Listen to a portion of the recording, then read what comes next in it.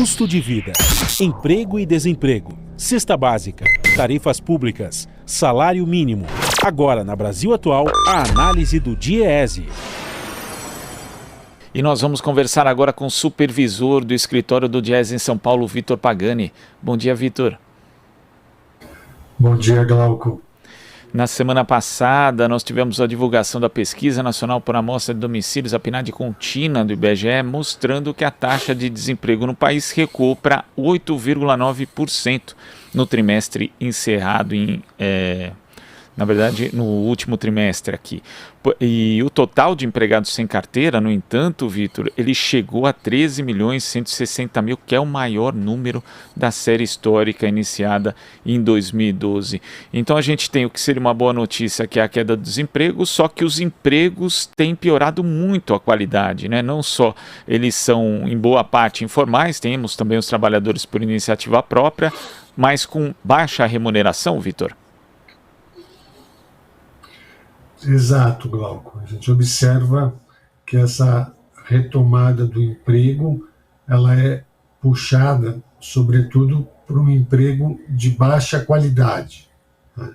Então, são ocupações informais, muitas vezes o emprego sem carteira assinada, então, irregular, né, ilegal, outras, ocupação por conta própria, mas também sem o CNPJ e, em geral, sem contribuição para a Seguridade Social, para a Previdência Social, né? Então, são ocupações precárias, desprotegidas, que o trabalhador fica sem direito ao auxílio saúde em caso de acidente ou de adoecimento, e também sem a contribuição previdenciária, fica com o risco de não ter direito à aposentadoria no futuro,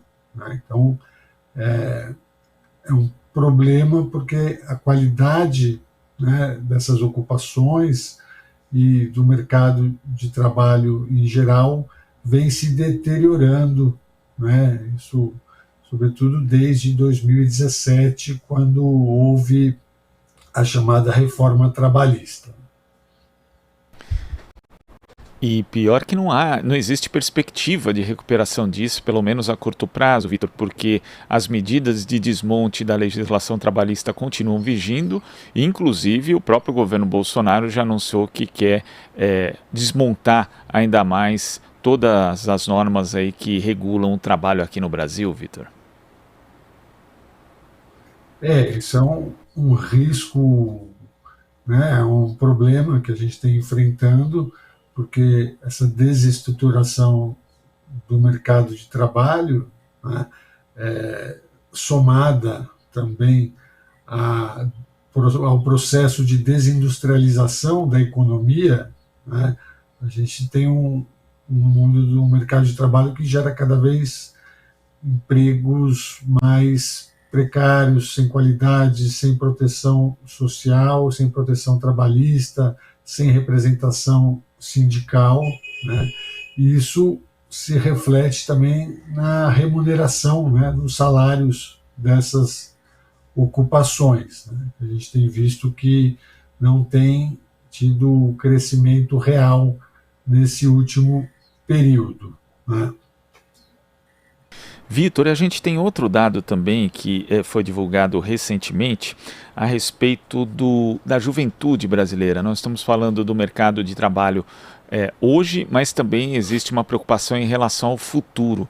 E o Brasil é o segundo país com a maior proporção de jovens com idade entre 18 e 24 anos que não conseguem nem emprego, nem continuar os estudos, né? A chamada geração nem. Os dados que são do relatório Education at a Glance de 2022 da Organização para a Cooperação do Desenvolvimento Econômico foi divulgado ontem. E como é que isso pode afetar ainda mais o nosso mercado de trabalho e que tipo de perspectiva esses jovens vão ter se hoje eles não conseguem nem emprego e nem estudar, Vitor?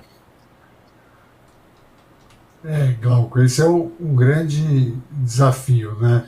Porque nós estávamos falando aqui da taxa de desemprego da PNAD, né, que a taxa de desemprego médio está ali próximo dos 9%, quando a gente olha para a juventude, né, para a faixa etária de 18 a 24 anos, a gente observa que essa taxa é mais do que o dobro do que a média geral, né?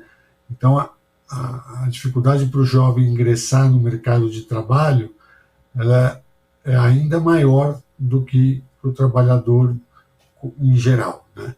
E essa pesquisa, esse estudo divulgado pela OCDE, né, que fez uma análise em 45 países, pegou os 38 países membros da OCDE, mais o Brasil, a Argentina, a China, a Índia, a Arábia Saudita e a África do Sul, constatou que no Brasil, pegando essa mesma faixa etária, né, de 18 a 24 anos, tem 35,9% de jovens sem uma oportunidade de estudar e sem uma oportunidade de trabalhar, né? Então, essa é a segunda maior proporção de jovens nessa situação, né? O Brasil só não está pior do que a África do Sul, onde são 46,2% dos jovens nessa situação, né? E esse período, né, essa fase da vida é uma fase de transição, né, em que o jovem está saindo da educação, né, para o mercado de trabalho, em que deveria estar cursando uma graduação ou um curso técnico, né, e na medida em que ele deixa de estudar e não consegue se colocar, se inserir no mercado de trabalho, e que esse período acaba se prolongando no tempo, a gente sabe que as perspectivas de uma futura colocação profissional, elas vão ficando cada vez piores, né? Então, o jovem nessa situação tende, quando for retomar a entrada no mercado de trabalho, encontrar ocupações mais precárias, né, com piores condições de trabalho e menor remuneração, menor salários, né? Então, é um desafio, né, e a gente observa que hoje, no Brasil, não há políticas públicas, né, para garantir as oportunidades de estudo e de entrada no mercado de trabalho com empregos de qualidade, né? Houve também, na parte educacional, um desmonte, né, das políticas que existiam. Então, hoje, para o jovem acessar, né, a universidade, ter condições de permanecer na universidade, está cada vez mais difícil. Vitor, queria agradecer a sua participação aqui no Jornal Brasil Atual. Até a próxima. Até a próxima, Glauco. Obrigado. Conversamos aqui com o supervisor do escritório do Diese em São Paulo, Vitor Pagani.